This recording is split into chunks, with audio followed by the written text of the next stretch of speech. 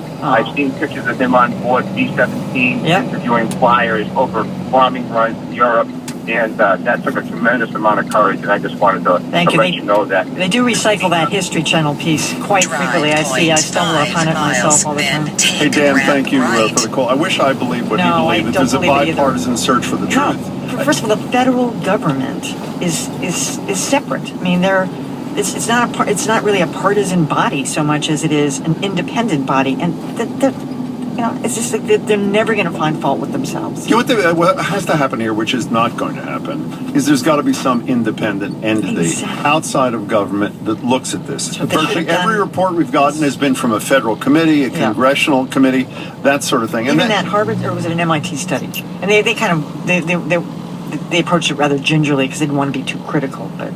Well, I mean, part of the problem, I've mentioned this a million times, too, so my apologies for those who say we've heard it from you, Jim. Charlie Savage, who's worked at the Globe, went to the New York Times, wrote a great piece about a year ago, and looked at the 150 investigations the FBI had done of its own agents when there had been a shooting that either led to an injury or the death of a suspect or someone being questioned.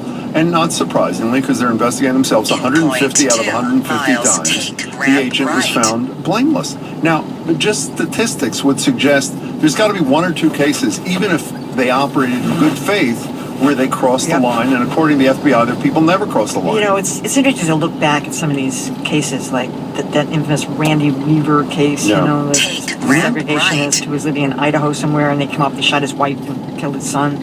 And at the time, I can remember being on the side of the federal agents. Same with the David Koresh 3.1 miles. Or Texas, I guess it was. Now I'm thinking, wait a minute, was either one of those necessary when you really think? Yeah, and my sense is we speak so much about the concern and warmth we feel towards the survivors, many of whom you've interviewed. It seems to me, at minimum, beyond the general public, it's owed to them to find out if it turns out what happened had to happen. I mean, it's so obvious to me. It's pathetic. And, ordinarily in these circumstances, I don't mean to get worked into a frenzy like I do every time we talk about it. Why are there not more Bill Keatings here? Why are there not more truth seekers? Are they worried they shouldn't start their car themselves afterwards? This is a pretty basic law enforcement investigation thing, and we're entitled to it, and we're getting nothing. Carmen Ortiz was on my show one night and insisted that the truth will come out and we will know. I mean, and when I expressed skepticism, she got a little annoyed. I thought, well, because there's a reason to not believe that's the case. Well, especially if there's one part of the country, this is echoing Marjorie again in absentia today, where people should have a healthy skepticism of what the FBI tells them. We're sitting in it right here, and there's virtually no skepticism. I think there is in the general public, but by elected officials from top to bottom, with one or two exceptions, they're just buying the company line. And again, this thing that the most troubling piece of Visor's piece is not just the content. Virtually no legislators, and virtually two reporters totally at this pretty important hearing. Let's go back. All right, let's take a couple more calls. How about Steve from Rhode Island? Go ahead, Steve. Hi, Steve. Hi, Steve. Sorry. Go. I may be a little off topic here, but there's a question I had that I never heard asked, and I certainly don't have an answer. When the younger Sarnaev brother was found in that backyard in that boat, he was apparently unarmed, and everyone was saying, well, we're supposed to, as we're hunting this guy, we're going to try to take him alive. But apparently the first thing that the police did was, shoot the boat completely full of holes without any provocation. Has anyone said, if they were trying to take him alive, does anyone explain why that happened? Well, that's an excellent question. That's another question that, former Boston Police Chief Ed Davis promised more than a year ago that all the data would be put forth in some kind of a detailed report about what happened that night.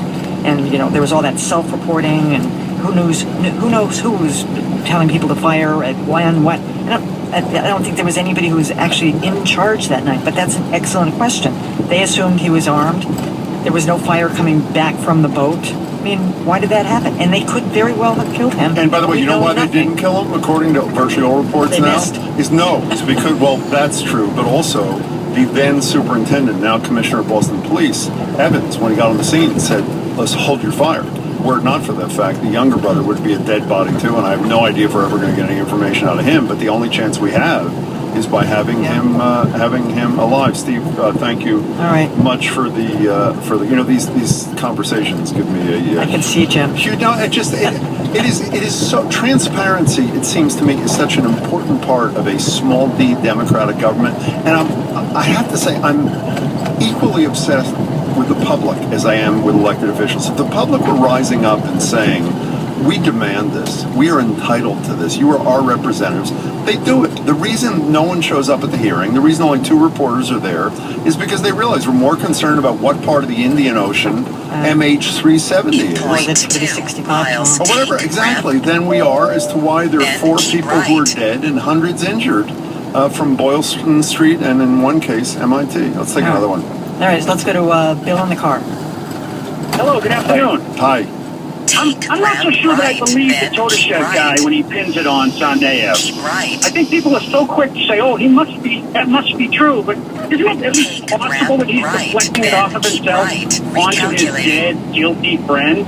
Possible. By the way, he's not saying, when you say deflect, he's saying he was part of it. He admitted he says was there. Todeshev and Tsarnaev. But do we know for a fact that let's assume he did say it. Do we know that it's true? Do we know that when he wrote the confession, there was we have no idea. Bill, again, they killed him. The agent who shot him 6 or 7 times, the Florida state attorney was not allowed to speak to the agent. All he could do is review a written report, which, I mean, what kind of lawyer says that's acceptable? What the Florida state attorney should have said, in my estimation, I can't issue a report because the agencies involved, including the shooter, the FBI agent, were not cooperating. Think about it. The NBA did a better job investigating John Sterling. They went straight to him and said, hey, did you say that? And he said, I did. That's an excellent point. Yeah. Bill, thank you for the call. And by the way, do you not think if the Florida state attorney said to the FBI people with whom he was dealing, let me just tell you something, boys. If you don't let me talk to that guy, I'm going to go public with this, and you're going to have some real problems. So you have 24